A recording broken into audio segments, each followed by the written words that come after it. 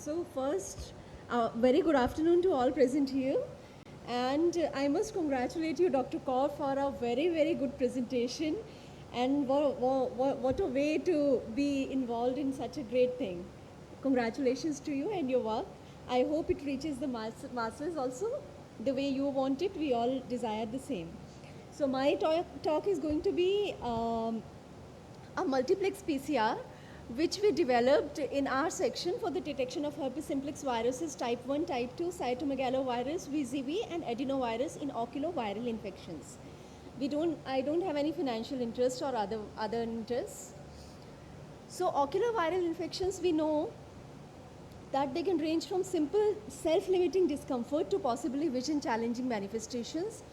However, we all viral infections need an accurate and rapid confirmation of the pathogen for correct and timely treatment, as well as for follow-up and specific sequelae and complications. So the most common viruses causing ocular infections are herpes viruses, including HSV1 and 2, CMV, VZV. Also, few serotypes of adenoviruses. These are all DNA viruses, and enterovirus, which is an RNA virus. We understand that it is difficult to diagnose the pathogen solely on clinical examination, and the conventional methods are less sensitive and specific, and they are having a long turnaround time. So in recent decades, molecular diagnostics, of which polymerase chain reaction is one, they have become very popular because they have proven themselves to be very valuable. Now, in brief, polymerase chain reaction involves looking for a particular genetic target of a pathogen and then amplifying it, that is making a lot of copies of it by using the steps of denaturation, annealing and elongation. And after a lot of copies of that particular signature target of a pathogen have been created, then we do some procedure, usually a post-PCR gel electrophoresis, to detect that amplified genetic component. Now PCR has a limitation that if there are a lot of pathogens in the differential, then we have to put a separate reaction for each of the pathogens. That makes the diagnosis very time consuming, very resource demanding, and also very error prone. So multiplex PCR is a variant in which all the pathogens in the differential can be diagnosed in a single PCR, thus saving on time, cost and hands-on work.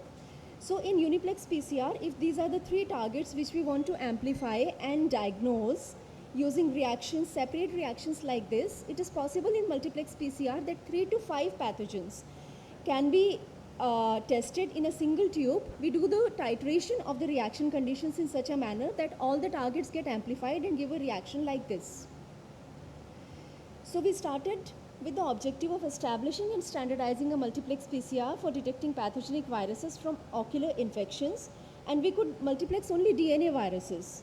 The herpes viruses and the adenovirus, the RNA virus, enterovirus could not be multiplexed.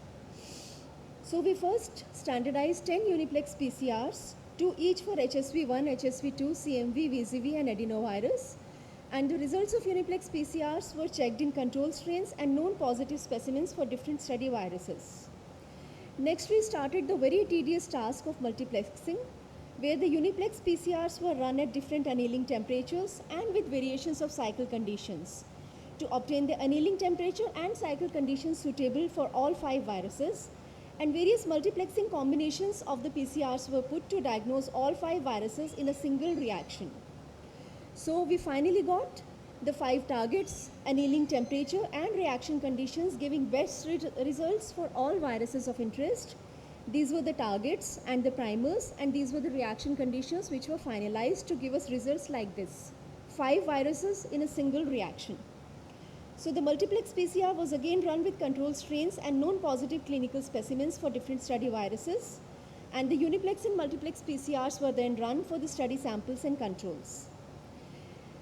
It was found in this study that the sensitivity and the specificity of our multiplex PCR was very high, and in real life scenario from the ocular specimens we were able to diagnose all the 5 viruses which we were interested in. We were able to get very good results from the non-invasive samples like conjunctival swabs and tear samples, and also we were able to diagnose posterior segment infections which are otherwise very difficult to diagnose. And the multiplex PCR was immediately put to use for diagnosing ophthalmic viral infections in our patients, and these are the results of our routine testing. In viral corneal infections, HSV1 followed by adenovirus are the most common viruses.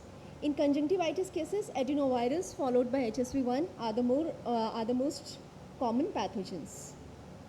Also, in July 2023, we encountered an outbreak of EKC, and there we used the same multiplex PCR as well as a uniplex PCR for enteroviruses along with the other microbiological techniques.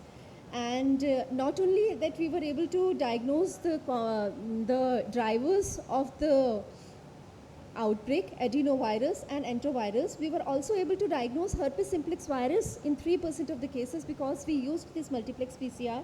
We could have missed HSV cases if we were using a uniplex PCR only for adenovirus. So to conclude, we have established a good, robust multiplex PCR technique which uses less resources and time and is less error prone. It has stood the test of time in routine diagnosis of otherwise difficult to diagnose cases, and it has also proven its performance in the challenging time of an outbreak. Thank you for your patient hearing.